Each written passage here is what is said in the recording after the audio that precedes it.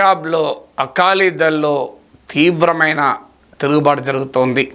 Working committee Sukhbir Singh Badal నాయకత్వం పట్ల తమ విశ్వాసాన్ని ప్రకటించినా కూడా చాలామంది నాయకులు తిరుగుబాటు చేస్తున్నారు. జూలై 1 నుంచి అకాలీదళ్ బచావో అనే కార్యక్రమాన్ని తీసుకుంటున్నారు. ఇటీవల ఎన్నికల సమయంలో కూడా అకాలీదళ్ నుంచి భారీగా వలసలు వెళ్ళాయి. 2017 అసెంబ్లీ ఎన్నికల తర్వాత క్రమంగా అకాలీదళ్ బలం తగ్గిపోతూ వస్తుంది. ఇటీవల పార్లమెంట్ ఎన్నికల్లో కూడా అకాలీదళ్ ఏ రకమైన ప్రభావాన్ని చూపలేకపోయింది. సో ఆమ్ ఆద్మీ పార్టీ అధికారంలోకి వచ్చింది. పోటీ ఆమ్ ఆద్మీ పార్టీకి కాంగ్రెస్కు మధ్య జరిగింది, కానీ అకాలీదళ్ ఏ ప్రభావాన్ని చూపలేకపోయింది. భారతీయ జనతా పార్టీతో 1996 నుంచి 2020 వరకు అకాలీదళ్ పొత్తులో ఉండే వ్యవసాయ చట్టాల విషయంలో తమ బేస్ ఎక్కడ కదిలిపోతుందన్న అనుమానంతో బీజేపీతో తెగతెంపులు చేసుకుంది. ఇటీవల పార్లమెంట్ ఎన్నికల్లో బీజేపీతో పొత్తుకు ప్రయత్నాలు జరిగినా అకాలీ బీజేపీ పొత్తు అది కుదరలేదు. బీజేపీ ఏమో తన ఇండిపెండెంట్ రాజకీయ వ్యూహాన్ని అనుసరిస్తోంది. తమిళనాడులో అన్నా డిఎంకేను తో విడగ పుట్టుకొని అన్నా డిఎంకే నాయకులే చాలామందిని బీజేపీలో చేర్చుకుంది. సో అదే రకమైన ఆపరేషన్ను పంజాబ్లో కూడా చేసింది. పంజాబ్లో కూడా ఎప్పుడైతే అకాలీదళ్తో ఇక పొత్తు ఉండదని తేలిందో అకాలీదళ్ నేతల్ని అకాలీదళ్కు బలహీనపరుస్తూ బీజేపీ పెరగాలి అనేటువంటి ప్రయత్నం చేసింది. అందులో భాగంగానే అప్పటికే కెప్టెన్ అమరేందర్ సింగ్ కాంగ్రెస్ మాజీ ముఖ్యమంత్రి బీజేపీలో ఉన్నాడు. సో ఇతర సిక్కు ప్రముఖుల్ని కూడా బీజేపీలో చేర్చుకోవడం మొదలుపెట్టారు. అంటే ఇప్పటిదాకా అకాలీదళ్ టెరిటరీగా ఉన్నటువంటి సిక్కు ప్రాంతాలకు కూడా బీజేపీ విస్తరించడానికి ప్రయత్నం చేసింది. సో ఈ పరిణామాలు జరుగుతున్న సమయంలో ఇప్పుడు అకాలీదళ్లో ఈ తిరుగుబాటు. సో ఎలాగైతే పార్టీ బలహీనపడ్డ తర్వాత నాయకులు ఉండరో ఇప్పుడు మనం బీఆర్ఎస్లో చూస్తున్నాం, అదే పరిస్థితి అకాలీదళ్లో కూడా కనబడుతుంది.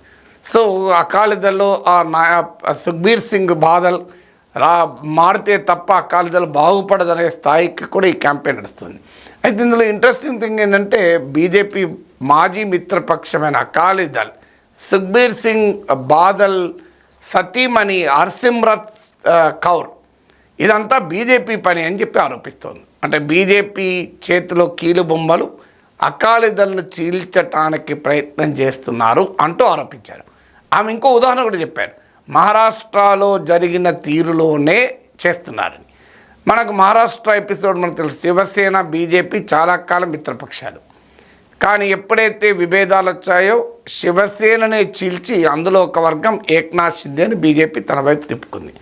అందువల్ల మహారాష్ట్రలో చేసిన ఆపరేషన్ పంజాబ్లో ఎందుకు చేయరు? ఎందుకంటే బీహార్లో కూడా జేడీయూ మిత్రపక్షంగా ఉన్న సమయంలోనే తన పార్టీని చీల్చడానికి బీజేపీ కుట్ర పన్నుతోందని చెప్పి నితీష్ కుమార్ బయటికి కూడా వచ్చాడు. ఆ రోజుల్లో తిరిగి మళ్ళీ ఎన్డీఏలో చేరాడు అనుకోండి. అలాగే లోక్ జనశక్తి పార్టీ కూడా రామ్విలాస్ పాస్వాన్ మరణానంతరం బాబాయి అబ్బాయిలుగా కూడా చీరిపోయింది. దీని వెనకాలకు కూడా బీజేపీ ఉంది అని చెప్తుంటారు. తమిళనాడులో అన్నా డిఎంకే జయలలిత మరణం తర్వాత ఓపీఎస్ ఈపీఎస్ల మధ్య ఘర్షణ, వాళ్ళ ఐక్యత ఇవన్నిట్లో కూడా బీజేపీ దర్శకత్వం ఉంది, ఓపీఎస్ను వెనకేసుకొచ్చింది అనేటువంటివి కూడా చూసాం. అందువల్ల ఈ పరిణామాలన్నీ చూశాక బహుశా సుఖ్బీర్ సింగ్ బాదల్ సతీమణి హర్సిమ్రత్ సింగ్ కౌర్ చెప్తున్నది నిజమేమో అనే అనుమానం కలగకపోదు. But still we have to wait and see. అంటే అకాలీదళ్ని చీల్చి అకాలీదళ్ని విడగొట్టి బీజేపీ పెరగాలని చూస్తుందా అని. కానీ పంజాబ్ అనేది ఒక చాలా ప్రమాదకరం. పంజాబ్లో కనుక రాజకీయాలు ఎవరు చేసినా ప్రమాదకరమే. ఎందుకంటే గతంలో అకాలీదళ్ అకాలీదళ్ బలహీనపరచడానికి అతివాద శక్తుల్ని ఇందిరాగాంధీ నాయకత్వాన్ని కాంగ్రెస్ ఎంకరేజ్ చేసింది. జసంత్ జర్నైల్ సింగ్ భింద్రాన్వాలే అని.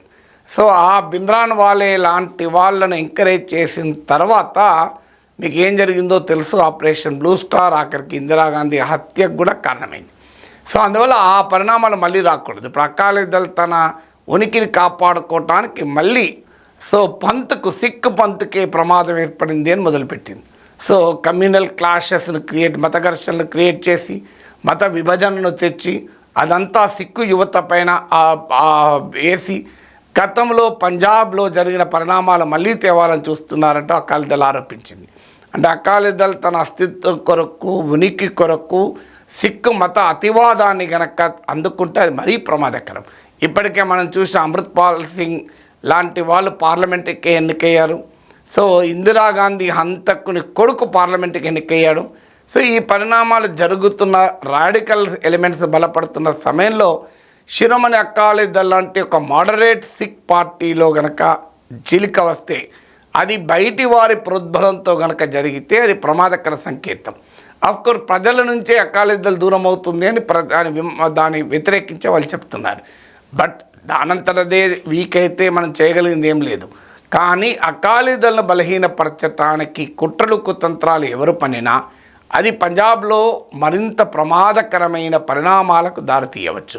స్టిల్ బీజేపీ పైన అకాలీ నాయకత్వం చేస్తున్న ఆరోపణ, నేను 2020 వరకు మిత్రపక్షంగా 24 ఏళ్ళు ఉండి మోడీ ప్రభుత్వంలో భాగంగా ఉన్న పార్టీ ఈ ఆరోపణ చేస్తున్న మహారాష్ట్ర తరహా ఆపరేషన్ అంటే నేను ఇప్పటికిప్పుడు దాన్ని వ్యాలిడేట్ చేయడం లేదు, ధృవీకరించడం లేదు. బట్ ఆ పరిణామాలు మాత్రం ప్రమాదకరమని మాత్రమే చెప్తున్నాను.